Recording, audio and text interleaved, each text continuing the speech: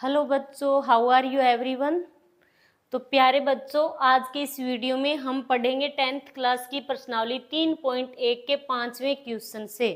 Okay, तो question क्या है हमारा कि एक आयताकार बाग क्या है, आयताकार है। ठीक है, क्वेश्चन को अच्छे से समझने की कोशिश करना। ये क्या है, एक आयताकार बाग है। ठीक है, एक आयताकार बाग जिसकी लंबाई चौड़ाई से 4 मीटर अधिक है का अर्ध परिमाप 36 मीटर है। बाग की विमाएं ज्ञात कीजिए। मतलब हमें यहाँ पर क्या करना है, बाग की विमाएं यानी बाग की लंबाई और चौड़ाई ये हमें ज्ञात करनी है। ठीक है, तो हमें क्या दे रखा है, अच्छे से समझना क्वेश्चन को कि एक आयताकार बाग जिसकी लंबाई, ध्यान से समझना, ठीक है, लंबाई जिसकी लंबाई चौड़ाई से 4 मीटर अधिक है। अधिक क्या है, लंबाई, लंबाई क्या है, चौड़ाई से 4 मीटर अधिक है, लंबाई हो गई अधिक। ठीक है, और चौड़ाई क्या है, कम है। इतनी चीज आई समझ में कि जिसकी लंबाई चौड़ाई से 4 मीटर अधिक है, तो अधिक क्या हुई यहाँ पर, लंबाई, और चौड़ाई क्या हो गई, 4 मीटर कम हो गई। तो लंबाई को मान लिया हमने x और चौड़ाई को हमने मान लिया y। ठीक है, अब अधिक क्या है, लंबाई है, चौड़ाई से लंबाई अधिक है, तो हम इन दोनों को बराबर करेंगे। तो हमें क्या करना होगा, यहाँ पर लंबाई तो पहले से ही अधिक दे रखी है और चौड़ाई क्या है, कम है। तो चौड़ाई को इसके बराबर करने के लिए हम क्या करेंगे, कितनी कम है, जिसकी लंबाई चौड़ाई से 4 मीटर अधिक है। लंबाई 4 मीटर अधिक है। अब यदि चौड़ाई में हम 4 मीटर प्लस कर दे, ऐड कर दे, तो क्या हो जाएगी, ये बराबर हो जाएगी। ठीक है, तो x बराबर y प्लस 4। अब क्या हो गई, लंबाई और चौड़ाई दोनों क्या हो गई, बराबर हो गई। आया समीकरण बनाना समझ में। क्या करना होगा, सबसे पहले क्वेश्चन को अच्छे से पढ़ना है। ठीक है, कि एक आयताकार बाग, ये आयताकार बाग है कोई, जिसकी लंबाई चौड़ाई से 4 मीटर अधिक है। लंबाई क्या है, चौड़ाई से 4 मीटर अधिक है, लंबाई अधिक है, चौड़ाई क्या है, चौड़ाई से 4 मीटर अधिक है। तो लंबाई तो पहले से अधिक है, चौड़ाई को हम इसके बराबर करेंगे, तो इसमें 4 ऐड कर देंगे, इतना करना है। ठीक है, तो लंबाई को हमने क्या मान लिया यहाँ पर, x, और चौड़ाई को हमने मान लिया यहाँ पर y। ओके, ये आप लोगों के समझने के लिए। ठीक है, चलिए अब क्वेश्चन को करें। तो सबसे पहले हम क्या लिखेंगे, माना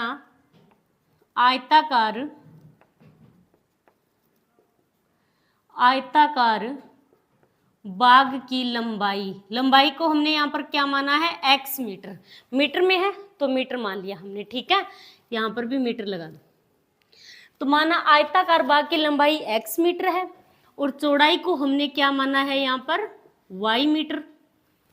ठीक है, अब पहली शर्त, मतलब पहला समीकरण बनाएंगे हम यहाँ पर। तो आप लिखो कि पहली शर्त, तो पहली शर्त क्या होगी, लंबाई क्या है, चौड़ाई से 4 मीटर अधिक है। ठीक है, अधिक है तो यहाँ पर समीकरण क्या बनेगा, पहला x बराबर y प्लस 4। x लंबाई है और लंबाई क्या है, चौड़ाई से 4 मीटर अधिक है लंबाई, तो चौड़ाई में हम 4 ऐड कर देंगे तो दोनों क्या हो जाएगी, बराबर हो जाएगी। ठीक है, ये तो हो गई पहली शर्त। अब यहाँ पर हमें 2 समीकरण बनाने होंगे। ठीक है, दूसरी शर्त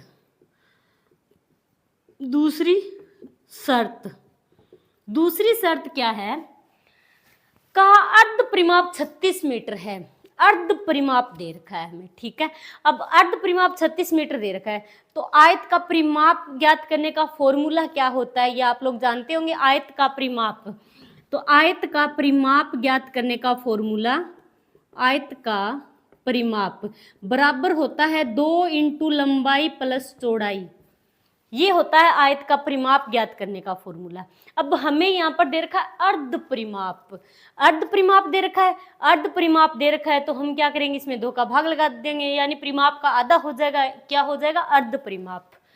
तो इसके बटे में हम 2 का भाग लगाएंगे तो 2 से 2 कट गया, बचा क्या, अब जो फॉर्मूला आएगा वो क्या आएगा, अर्ध परिमाप का। तो अर्ध परिमाप बराबर क्या हो गया, लंबाई प्लस चौड़ाई। ये होता है अर्ध परिमाप का, आयत का अर्ध परिमाप ज्ञात करने का फॉर्मूला। ठीक है, परिमाप ज्ञात करने का होता है 2 इंटू लंबाई प्लस चौड़ाई। अर्ध परिमाप ज्ञात करना है तो 2 का भाग लगा दो, तो 2 से 2 कट गया, बचा क्या, लंबाई प्लस चौड़ाई। अब हमें यहाँ पर दूसरी शर्त क्या होगी, अर्ध परिमाप 36 मीटर दे रखा है, 36 मीटर दे रखा है, तो अर्ध परिमाप कितना है, 36 मीटर है। लंबाई x मान रखी है हमने, चौड़ाई y मान रखी है, सिंपल सी बात है। तो अब आप लिख दो लंबाई प्लस चौड़ाई यानी x प्लस y बराबर अर्ध परिमाप कितना है यहाँ पर 36। तो ये बन गया दूसरा समीकरण। आया समझ में? अब लंबाई प्लस चौड़ाई हमने पहले लिख दिया और 36 अर्ध परिमाप बाद में लिख दिया, इससे कोई फर्क नहीं पड़ेगा। ठीक है, तो ये हो गई 2 समीकरणें। हमें ज्ञात करना है यहाँ पर बाग की विमाएं यानी x और y ज्ञात करना है। इस आयताकार बाग की लंबाई और चौड़ाई हमें ज्ञात करनी है। ठीक है, तो हम क्या करेंगे, समीकरण 1 में ये जो x का मान है यहाँ से उठाएंगे और समीकरण 2 में x की जगह प्रतिस्थापित करेंगे। ठीक है, तो आप लिखोगे समीकरण 1 का मान समीकरण 2 में रखने पर। ठीक है, तो समीकरण 2 क्या है हमारा, x प्लस वाई बराबर 36, ये हमारा समीकरण नंबर 2।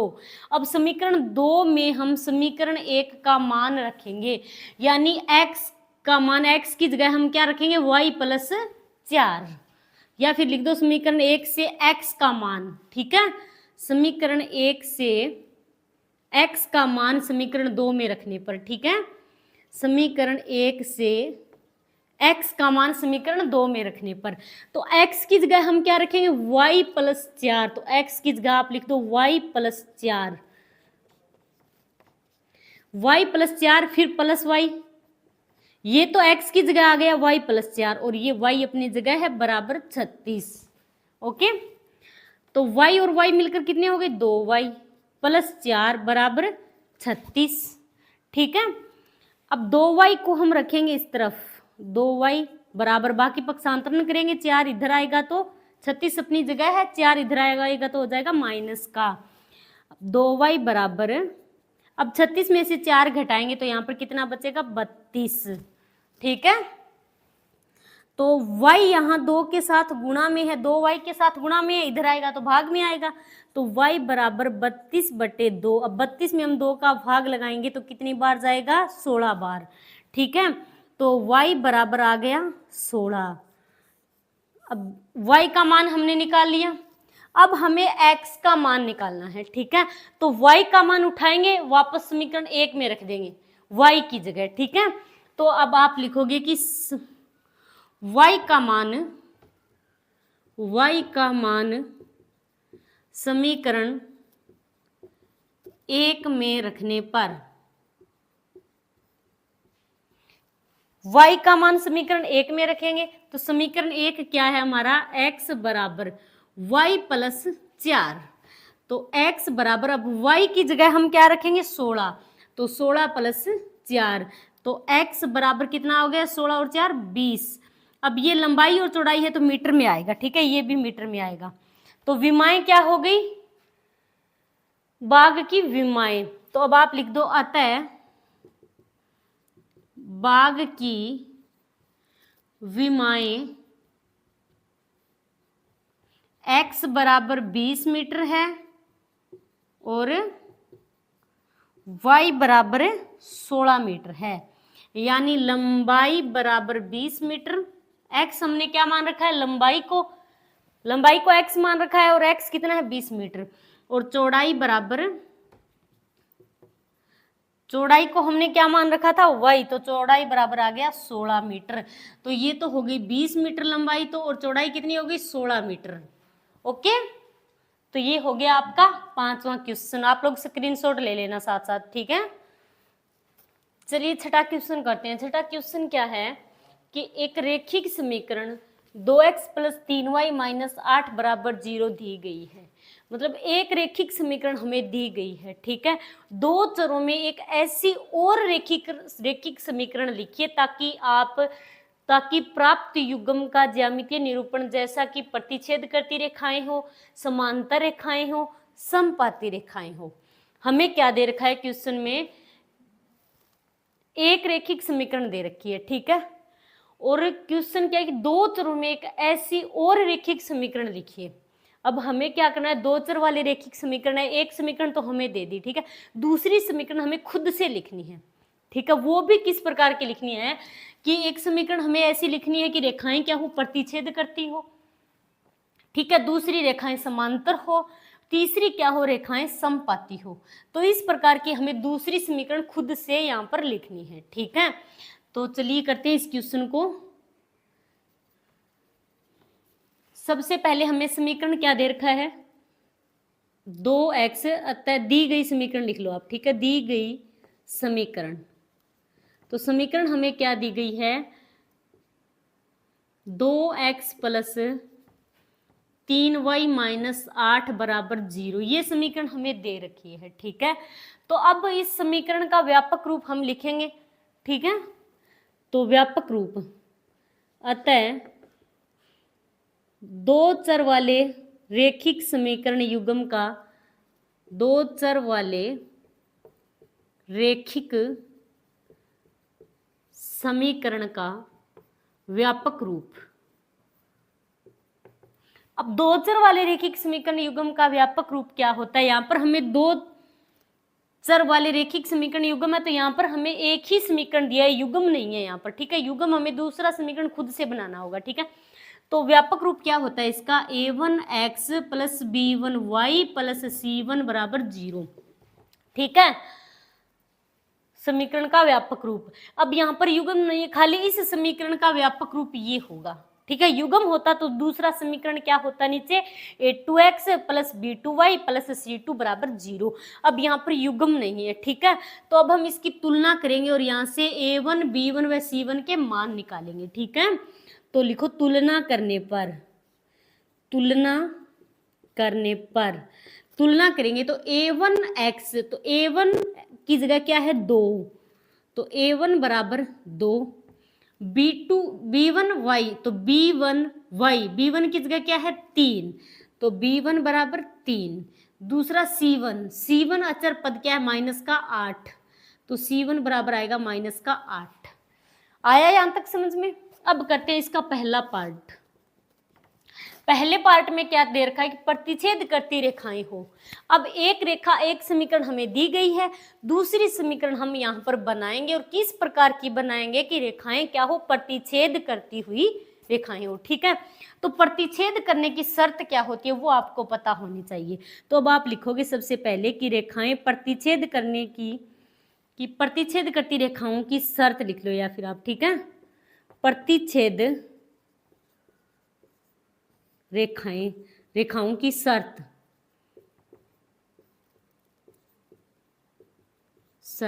तो प्रतिच्छेद करती रेखाओं की शर्त क्या होती है, a1 बटे a2 बराबर नहीं है b1 बटे b2।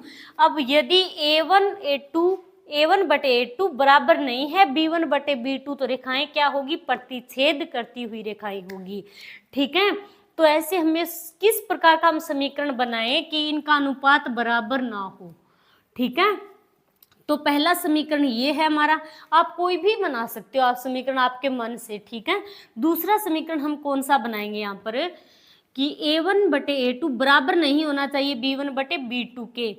तो यहाँ पर हमने ले लिया समीकरण, ले लिया जैसे कि x प्लस 3y है ये, ठीक है। तो x प्लस हमने ले लिया 2y, यहाँ पर ले लिया हमने माइनस का 3 बराबर 0, ये ले लिया हमने दूसरा समीकरण, ठीक है। अब दूसरा समीकरण है, इसका व्यापक रूप क्या होगा, इसका व्यापक रूप लिखोगे आप, व्यापक रूप तो व्यापक रूप होता है इसका a2x plus b2y plus c2 बराबर 0। अब ये तो था इस पहली समीकरण का व्यापक रूप, ये हो गया इस दूसरी समीकरण का व्यापक रूप। आया समझ में। अब यहां से हम तुलना करेंगे, तुलना करेंगे तो a2x, तो a2 की जगह क्या है, कुछ नहीं है, इसका मतलब 1 है, तो a2 बराबर 1, b2y, तो b2 की जगह क्या है 2, तो b2 बराबर 2, और c2 की जगह है माइनस का 3, ओके। अब इनका हम अनुपात निकालेंगे, ठीक है। तो A1 बटे A2, A1 कितना है 2, A2 कितना है 1, तो 2 बटे 1 बराबर, फिर B1 बटे B2, B1 है 3, B2 2 है ये, ठीक है। B1 कितना है 3, तो 3 बटे 2 बराबर C1 बटे C2, तो C1 है -8 बटे C2 क्या है -3, तो माइनस से माइनस कैंसिल। अब ये क्या है, कोई भी बराबर नहीं है, ये 2 बटे 1, ये 3 बटे 2, 8 बटा 3, कोई भी बराबर नहीं है। तो अब आप क्या लिखोगे, अतः A1 बटे A2 बराबर नहीं है, ये भी बराबर नहीं है तो आप काट सकते हो, ठीक है। B1 बटे B2 बराबर नहीं है C1 बटे C2, तो अब ये क्या हो गई, प्रतिच्छेद करती रेखाएं हो गई। इस प्रकार आप लोगों को सोचकर कोई समीकरण बनाना है, ठीक है। तो ये तो हो गया इसका पहला पार्ट। अब हम करेंगे दूसरा पार्ट। पहला समीकरण याद रखना, तीनों पार्टों के लिए जो पहला समीकरण है ये हमारा सेम रहेगा, ठीक है। दूसरा समीकरण हम चेंज करते जाएंगे। तो दूसरी बार है कि समांतर रेखाएं हो, तो रेखाएं समांतर होने की शर्त, तो अब आप लिखोगे सबसे पहले समांतर होने की शर्त या समांतर रेखाओं की शर्त।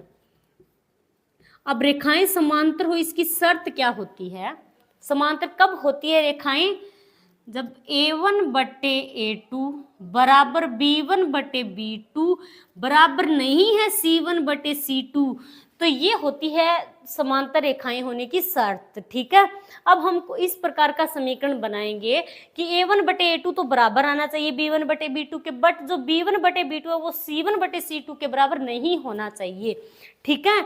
तो हमें ऐसा कौन सा समीकरण बना सकते हैं, पहला समीकरण ये हमारा, दूसरा समीकरण बनाना है हमें, तो A1 बटे A2 बराबर आना चाहिए, तो ये 2 है, तो दूसरी समीकरण में हम 4 ले लेंगे, तो हमने दूसरी समीकरण में ले लिया 4x, ठीक है।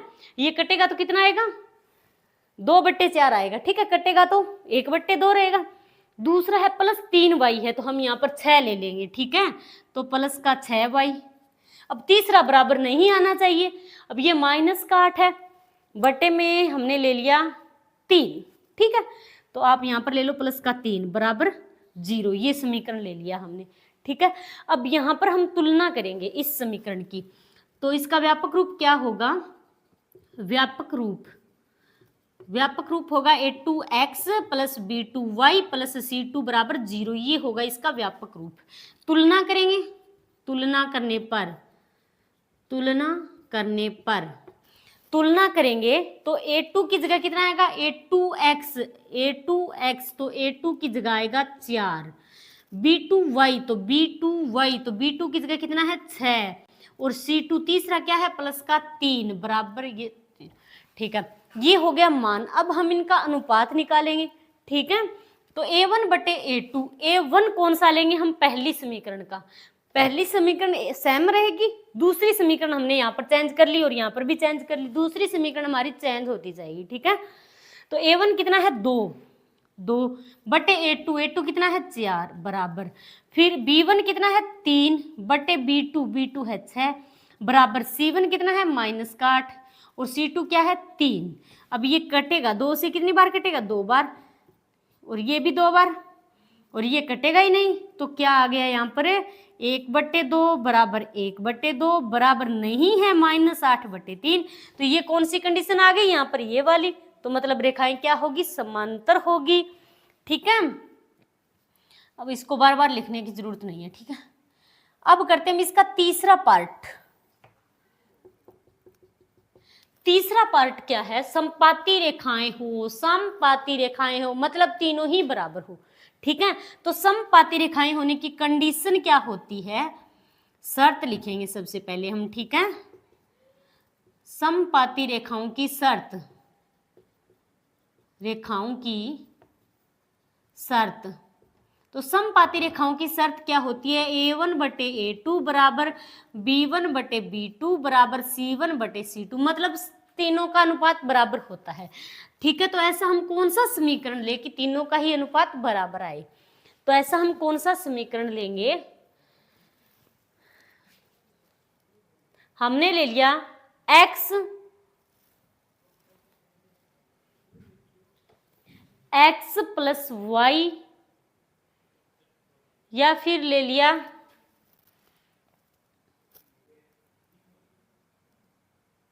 6x प्लस 9y, ठीक है, माइनस 24 बराबर 0।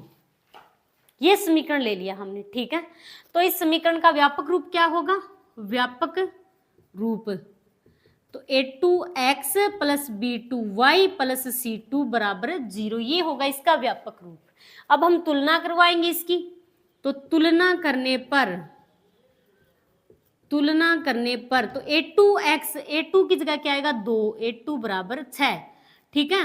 और b2y, तो b2 की जगह कितना है 9, तो b2 बराबर 9, और c2 कितना है माइनस का 24। ओके, अब हम अनुपात निकालेंगे इनका, a1 बटे a2। a1 क्या होगा? सेम वही होगा पहले समीकरण का। a1 कितना है 2, तो a1 की जगह 2 बटे a2, a2 कितना है 6 बराबर b1 बटे b2, तो b1 है 3 बटे b2 कितना है 9 बराबर c1 बटे c2, c1 है माइनस का 8 और c2 है माइनस का 24। ओके, अब जो कटेगा वो आप काट दो। अब 2 का हम 6 में भाग कितनी बार जाएगा? 2 1 2 3 6, ठीक है। और 3 का भी कितनी बार जाएगा? 3 बार। माइनस से माइनस कैंसिल, और 8 का 24 में भाग देंगे कितनी बार जाएगा? 3 बार। तो ये क्या आ गया? 1/3 बराबर 1/3 बराबर 1/3, मतलब तीनों ही बराबर है तो रेखाएं क्या होगी? समपाती होगी। ओके, तो ये हो गया आपका छठा क्वेश्चन। चलिए तो अब करते हैं हम प्रश्नावली 3.1 का लास्ट क्वेश्चन। क्वेश्चन क्या है कि समीकरणों x माइनस वाई प्लस 1 बराबर 0 और 3x प्लस 2y माइनस 12 बराबर 0 का ग्राफ खींचिए। हमें क्या करना है? यहाँ पर ग्राफ बनाना है इसका, ठीक है। तो x और इन रेखाओं से बने त्रिभुज के शीर्षों के निर्देशांक ज्ञात कीजिए और त्रिभुजाकार पटल को छायांकित भी कीजिए, ठीक है। तो हम सबसे पहले यहाँ पर ग्राफ बनाएंगे, बाकी बाद की बात है, ठीक है। तो समीकरण हमें क्या दे रखा है? x माइनस वाई प्लस 1 बराबर 0, और दूसरा समीकरण हमें क्या दे रखा है? 3x प्लस 2y माइनस 12 बराबर 0। अब हमें ग्राफ बनाना है, ठीक है। तो ग्राफ बनाने के लिए हमें क्या होगा? यहाँ से हम x और y के मान निकालेंगे, निर्देशांक निकालेंगे। तो उसके लिए हमें क्या करना है? या तो x का मान रखेंगे, y का मान निकल जाएगा, या फिर y का मान रख लो आप, x का निकल जाएगा, ठीक है। तो सबसे पहले हम यहाँ पर लिखेंगे x माइनस वाई, 1 इधर जाएगा तो क्या हो जाएगा? माइनस का 1, ठीक है। x को हम x को इस तरफ रखेंगे, ठीक है। तो x बराबर -1 अपनी जगह है, y इधर जाएगा तो क्या हो जाएगा? प्लस का y। ओके,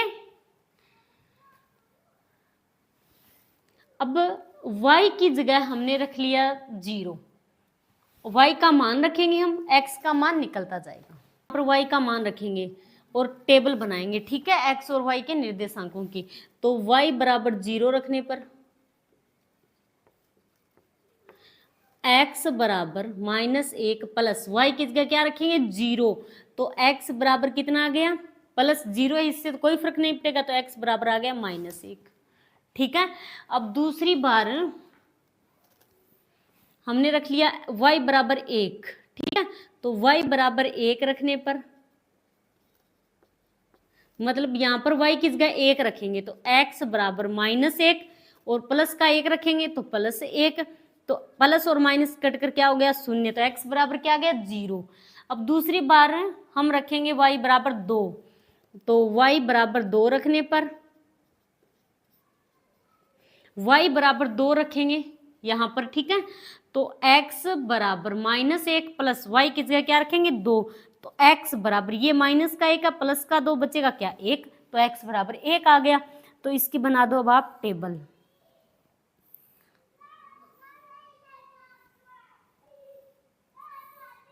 x और y की जगह हमने सबसे पहले y पर रखा 0, तो x बराबर कितना आया? y बराबर 0 रखा तो x बराबर -1 आया, और y बराबर 1 रखा तो x बराबर 0 आया, और y बराबर 2 रखा तो x बराबर 1 आया, ठीक है। ये बन गई टेबल। अब दूसरी समीकरण, यहाँ से हम क्या करेंगे? 3x प्लस 2y बराबर 12, इधर आएगा तो हो जाएगा प्लस का, माइनस का इधर आएगा तो प्लस का हो जाएगा। अब 3x को रखो या फिर 2y को रख लो, यहाँ पर 2y बराबर 12, माइनस 3x इधर आएगा तो माइनस का हो जाएगा 3x। अब y बराबर 12 माइनस 3x, 2 इसके साथ गुणा में, इधर आएगा तो भाग में आएगा। ठीक है, अब हम x की जगह मान रखते जाएंगे, y का मान निकलता जाएगा। तो x बराबर हमने रख लिया 0, x बराबर 0 रखने पर तो y बराबर 12 माइनस 3 इंटू 0, x की जगह 0 रख दिया बटे 2, तो y बराबर, अब 3 को 0 से गुणा कराएंगे 0 आएगा, तो ये क्या बच गया 12 बटे 2, 12 में 2 का भाग लगाएंगे तो कितनी बार जाएगा 6 बार, तो यहां से आ गया y बराबर 6। ठीक है, अब दूसरी बार हम रखेंगे x बराबर हम 1 रखेंगे। ठीक है, 1 रखेंगे तो 3 से गुणा करवाएंगे तो 3 आएगा, 12 में से हम 3 घटाएंगे तो कितना बचेगा,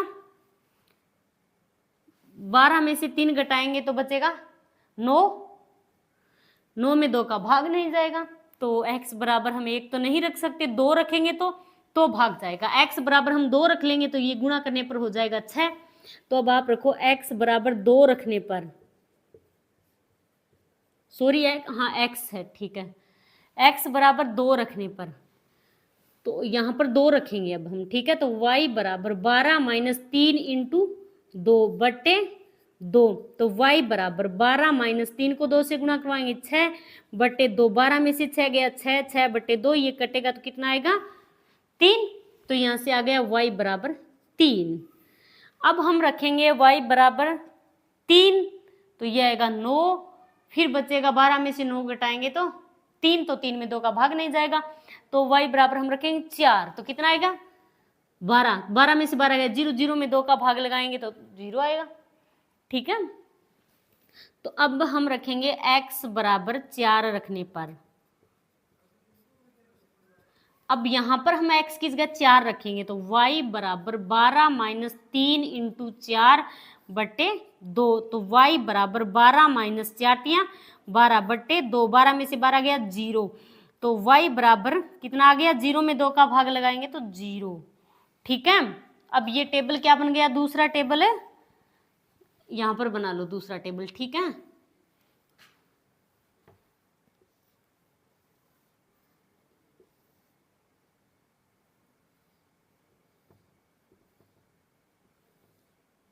x और y, दूसरे टेबल में हमने x बराबर रखा 0।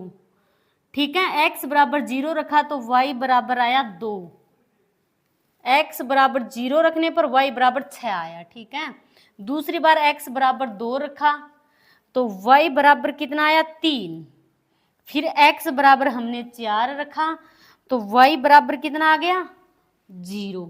ये बन गई हमारी 2 टेबल। अब हम इन टेबलों से क्या करेंगे, ग्राफ बनाएंगे। ठीक है, चलिए अब हम ग्राफ बनाएंगे। ठीक है, तो ये हो गया x, x dash, y, y dash, 1 2 3 4 5 6 7 8 और 9, 1 2 3 4 5 6 7 8 और 9, ये पॉजिटिव रहेगी। ठीक है, और ये दोनों क्या होंगे नेगेटिव, -1 -2 -3 -4 -5, -1 -2 -3 -4 -5। अब आप लोग पैमाना लिखोगे, पैमाना क्या लिखोगे कि जो ग्राफ में एक बड़ा खाना होता है, ठीक है, उसमें छोटे छोटे 10 खाने होते हैं, तो हमने यहाँ पर एक बड़े खाने बराबर 1 इकाई लिया है। ठीक है, तो आप लोग पैमाना लिखोगे कि x x पर एक बड़े खाने बराबर 1 इकाई। ठीक है, इस साइड में आप लोग पैमाना लिख देना।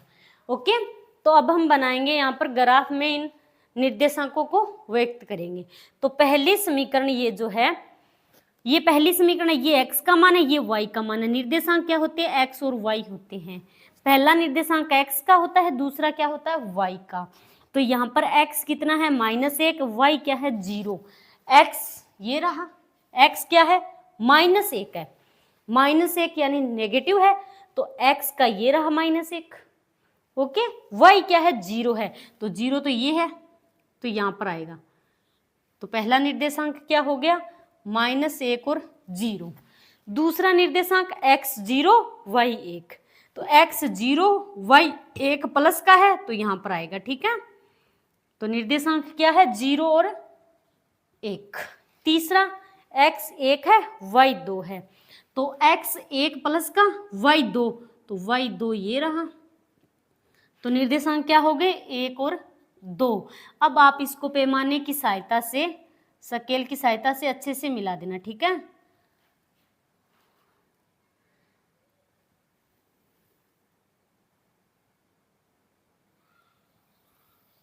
कौन सी समीकरण का है ये रेखा कौन सी समीकरण की है, x माइनस वाई प्लस 1 बराबर 0, ओके।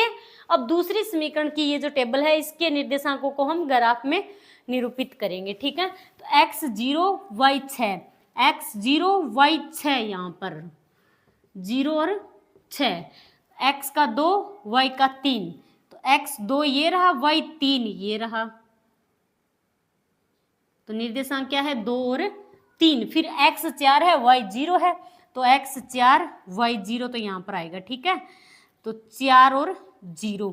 अब आप इसको भी मिला दो। अब ये कौन सी समीकरण से बना है, 3x प्लस 2y माइनस 12 बराबर 0, ठीक है। अब हमें क्या बताना है यहाँ पर, अब क्वेश्चन को आप अच्छे से, आगे का जो बाकी क्वेश्चन बचा है उसको अच्छे से पढ़ना, ठीक है। एक्स एक्स और इन रेखाओं से बने त्रिभुज के शीर्षों के निर्देशांक ज्ञात कीजिए। यहाँ पर ये जो दोनों रेखाएं हैं, ये क्या बन रहा है, एक त्रिभुज बन रहा है, ये वाला बन रहा है कि नहीं, ये क्या है, एक त्रिभुज बन रहा है। तो हमें क्या करना है, त्रिभुज के निर्देशांक लिखने हैं। तो ये पॉइंट और ये वाला पॉइंट, ये निर्देशांक लिखने हैं हमें। तो अब आप निर्देशांक लिखोगे, अतः त्रिभुज के निर्देशांक,